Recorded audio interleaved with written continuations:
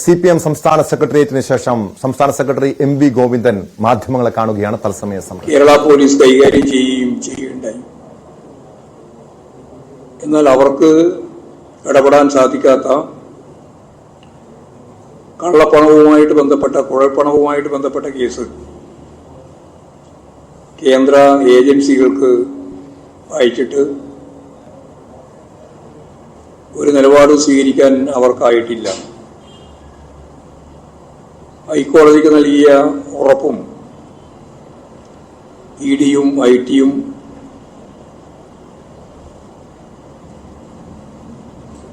പാലിക്കുന്നതിനു വേണ്ടി കൂട്ടാക്കിയില്ല. ഇതിനെതിരായ ശക്തിയായ നിലപാട് സ്വീകരിക്കാൻ UDF തയ്യാറാവുന്നും ഇല്ല. പ്രതിപക്ഷ നേതാവിന്റെ സ്റ്റേറ്റ്മെന്റുകൾ പരിശോധിച്ചാൽ കുഴൽപ്പണ കള്ളപ്പണ കേസുമായിട്ട് ബന്ധപ്പെട്ട് LDFനെ കുറ്റപ്പെടുത്താനാണ് അവരെന്നും ശ്രമിച്ചുകൊണ്ടിരിക്കുന്നത്. പാലക്കാടും വടകരയും തൃശൂരും ചേർന്നുള്ള ഒരു ഡീൽ ഉണ്ടായിട്ടുണ്ട് എന്ന് വ്യക്തമാക്കുന്ന വിവരങ്ങളാണ് പുറത്തു വന്നത്.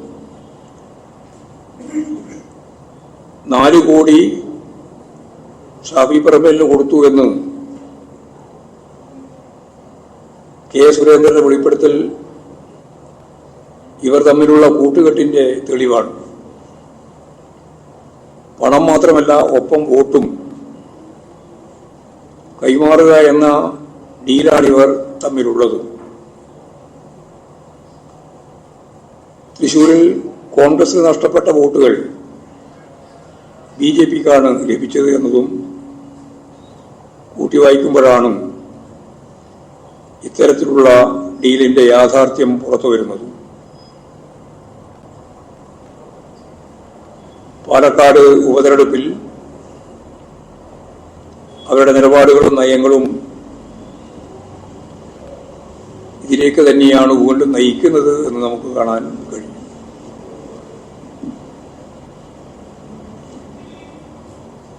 കള്ളപ്പണ ഉപയോഗത്തിന്റെ കാര്യത്തിൽ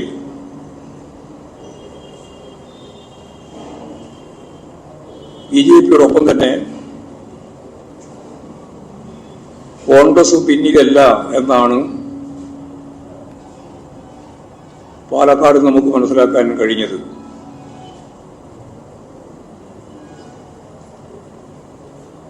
ഇത്തരത്തിലുള്ള നിലപാടുകൾക്കെതിരെ കോൺഗ്രസിന്റെ അകത്ത് വലിയ രീതിയിലുള്ള പ്രതിഷേധവും പൊട്ടിത്തെറിയുമാണ് ഉയർന്നു വന്നിട്ടുള്ളത്. തെരഞ്ഞെടുപ്പ് പ്രഖ്യാപനത്തിന് ശേഷം 9 നേതാക്കൾ,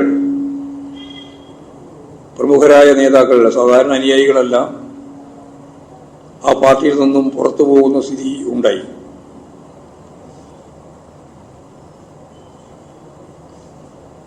രാഷ്ട്രീയ പ്രശ്നങ്ങൾ തന്നെയാണ് ഈ രാജിവെച്ചൊഴിയുന്നതിന്റെ പശ്ചാത്തലമായിട്ട് നമുക്ക് കാണാൻ സാധിക്കുക.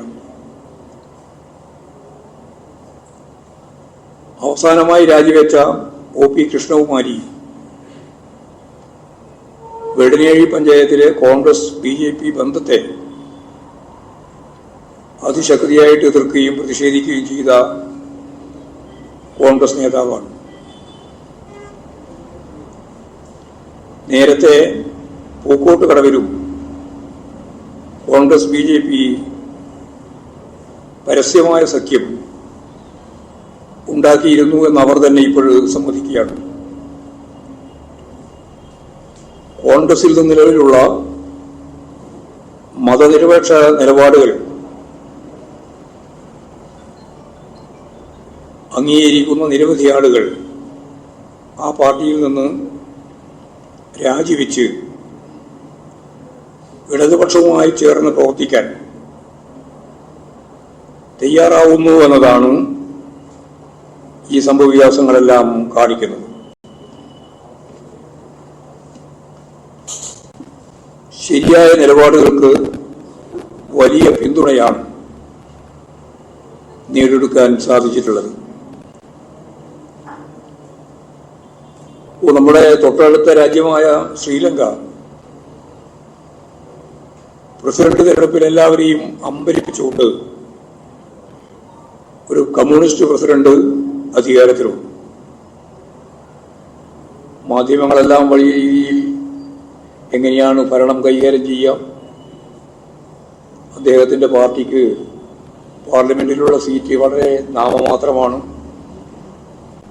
ആ ഭൂരിപക്ഷം ഇല്ലാത്ത സംവിധാനം എങ്ങനെയാണ് മറികടക്കുക എന്നെല്ലാമുള്ള ചോദ്യം ഉന്നയിച്ചിരുന്നു.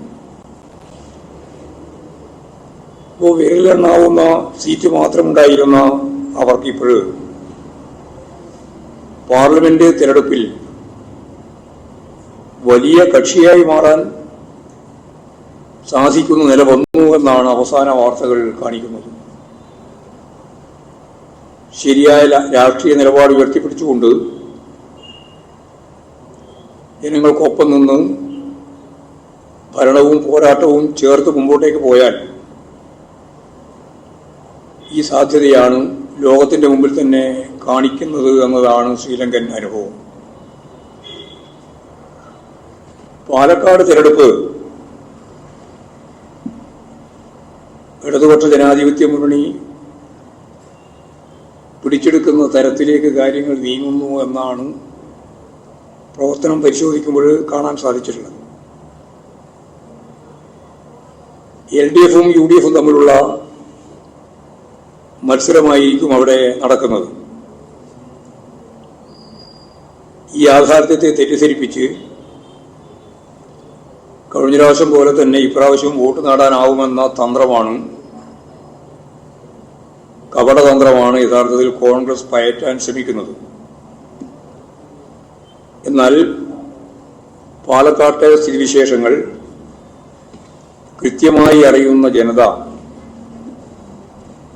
LDF അനുകൂലമായി മാറിക്കൊണ്ടിരിക്കുന്നു എന്നുള്ളതാണ് ഓരോ ദിവസം കഴിയും തോറുമുള്ള അനുഭവം.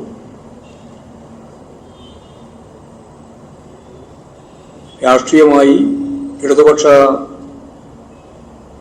ശക്തികൾ ശരിയായ നിലപാട് സ്വീകരിച്ച് മതനിരപേക്ഷ നിലപാടുകൾ ഉയർത്തിപ്പിടിച്ച് മുമ്പോട്ടേക്ക് പോകുന്ന ഈ സാഹചര്യത്തിൽ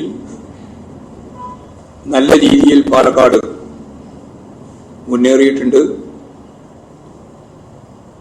കഴിഞ്ഞ പ്രാവശ്യം ഈ ശ്രീധരന് ലഭിച്ച വോട്ട് BJPക്ക് ലഭിക്കാൻ പോകുന്നില്ല. ഷാഫി പറമ്പലിന് കിട്ടിയ വോട്ട് ഇപ്രാവശ്യം UDF സ്ഥാനാർത്ഥിക്കും ലഭിക്കാൻ പോകുന്നില്ല. വർഗീയ ശക്തികളുടെ എല്ലാ തരത്തിലുള്ള ഇടപെടലുകളും ഉണ്ടെങ്കിലും മതനിരപേക്ഷ മനസ്സ് ഉയർത്തിപ്പിടിച്ചുകൊണ്ട്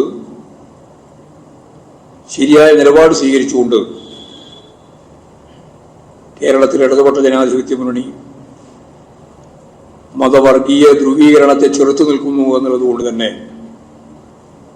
പാലക്കാട് 20-ാം തീയതി നടക്കാൻ പോകുന്ന ഉപതെരഞ്ഞെടുപ്പിൽ ഇടതുപക്ഷ ജനാധിപത്യ മുന്നണിക്ക് ജയിക്കാനുള്ള സാധ്യത നല്ല രീതിയിൽ രൂപപ്പെട്ട് വന്നിട്ടുണ്ട്.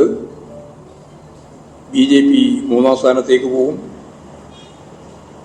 LDFും UDFും തമ്മിലാണ് മത്സരം.